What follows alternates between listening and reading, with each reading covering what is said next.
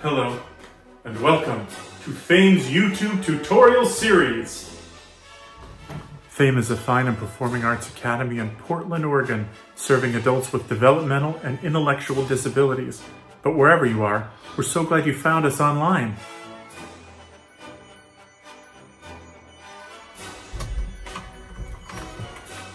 This class is for everyone, all skill levels and all abilities.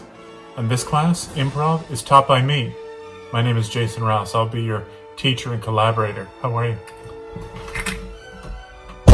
For our work today, you will need enough room to sit comfortably in a space where you can make noise without distraction or without distracting anyone else. Take this video at your own pace. Pause as often as you need. Now, for this class, I will be seated, but if you prefer standing, go ahead and stand. If you'd rather sit, sit. Find your most comfortable position and we'll begin. Once again, my name is Jason Rouse.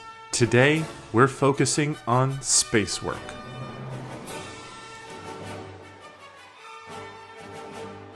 Hi, today we're talking about space work. Now, I bet you're asking yourself, does he mean this? No, I do not mean outer space. Come back here.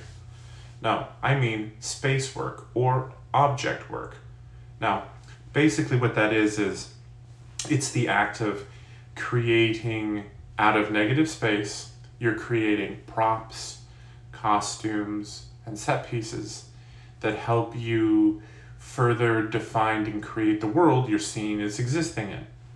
Okay? Now, negative space, what is negative space? That sounds terrible. Negative? It's not negative, it's a positive. It's not a positive. It's just negative space means, see all this around me here? All this is negative. I come over here, look at all this negative space. Negative space just means the space, the area around a person or even a couple people. And so we call that negative space. And so we're going to use that negative space, and that's how we create our different things, our props and our costumes and our set pieces. We gives an idea of the room. It tells you where everything is. Now, there are a couple, let me give you a quick example. Let's say, well, this is a pen, right? We've all seen a pen before. And this is how you hold a pen and turn it on or whatever. I'm going to pick up that same pen again. And there it is. And there it is, holding the pen, right? And this is object work. That's in its simplest, most basic form. That's what it is. Now, there are a couple rules, right, when you're doing object work. The first is you need to leave space for the object. Leave space for the object. This is very, very important because oftentimes you'll see people picking up a cup of coffee in a scene and they'll just sort of make a weird, I don't know, grappling fist. Don't do a grappling fist. No grappling fists. No. If you pick up a cup or something, you know, you pick it up with sort of two fingers, you maybe, depending on the size of it, you know, but you also, you know, you want to give it some weight, but you want to, how do you hold it? Here's a good exercise. For the next couple days, anything you do with any object of any kind, try to be really present and think about how you're doing it. How do you hold your toothbrush? How do you hold a pen? How do you hold a glass of water? How do you use a knife and fork? How do you open a door or open a cabinet? These are all really interesting things because we do them automatically. I mean, it's all very subconscious. We just do them. We don't think much about them. But what's so important about doing object work is being specific. It sells the idea that you're holding a glass of water when there's nothing there. Because truly, as an audience member, I can see it if it's done right. Now, that brings me to a big pet peeve of mine when you're doing it, is cartoon eating. They call it cartoon eating. What does that mean? Well, in cartoons, they draw typically one gesture for a character and then repeat it. So for eating, they would it's literally this. The same motion over and over. And oftentimes, when actors get up to improvise a scene where they're eating, they do the same thing over and over and it looks stupid because no one eats like that. We all eat differently. Every bite of food is different. And unless you're super rude, you don't chew with your mouth open. So, no cartoon eating. Eating is one of the most important things to pay attention to when you're working on your object work or space work. How do you chew? How do you tear food? It's all really interesting once you start getting into it and really thinking about it. Here's an important one. Remembering where things came from. Because just like in real life, in an imagined space, nothing comes from the ether. Everything comes from someplace. So I wouldn't just pick up a pen from right here unless someone was handing it to me. No, I'd go and I'd pick it up off a table. Or I'd get it out of my shirt pocket. And the same for when I put it away. If I put it in my shirt pocket, that's where it is, and I have to remember that. So later when someone asks to borrow my pen, I go to my shirt pocket and I don't go over here. Where did you put that glass of water down? Well, you have to go set it down on a counter or a table. It's all very important. Put it in the sink, put it in the dishwasher. Where did you get it? Well, I got it from the cupboard. Where is it? And you can point to them, it's over there. It's the one on the right.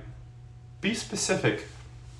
Improvising is just, you're just creating a world that only you can see, but not for long, because you're gonna let everyone else in on it. Let the audience and your fellow actors in on it. And you and the actors, you build this world together. And it's really interesting. It's just like the world we are here.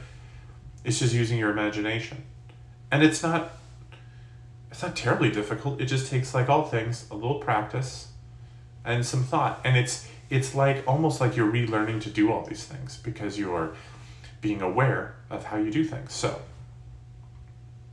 let's do an example. I am going to pick up a pen. I'm going to take off the cap and put it back on. You ready? First, let's do it with a Sharpie. So here's a Sharpie, a standard Sharpie. And I hold it like this, I'm seeing. So I hold it with these two fingers, right? These two fingers and my thumb to balance it. And if I was going to write, I would hold it like this. If I was going to take the cap off, I grab it, a little pressure, pull it off, put it back on. Here's a pen. Interesting. Now, can I do it without it? I think I can. So I'm going to pick it up, leave a little space for it.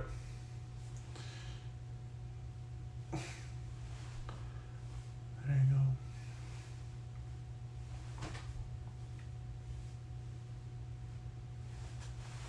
I did it. Now what did I do? I left space for the object. Couldn't be more important. You gotta leave space for the object, right? Because there's an object in your hand. You gotta leave space for it. That's what you're doing. You're creating it out of nothing. So give it space. Know how much it weighs. Know if it's fiddly in your hand. Know if it's cold or hot or this one. For me, there's certain pens, sizes of pens that I write better with than others, and some of them hold better in my hand than others, and so I try to think about that. Well, this one, this one's pretty good, but there's always something in my hand, right? There's got to be something in your hand. There's got to be something in your hand, something around all the time. So I want you to practice. First, being very aware of everything around you, how you touch things, how you pick things up. Do you have an animal? Do you have a cat or a dog? How do you pet them? How do you scratch them? How big are they? Could you, if I saw you right now and asked you to show me your cat, could you show it to me without having your cat there? Soon you'll be able to. Soon you'll be able to do that. So these are all very simple things that you can do.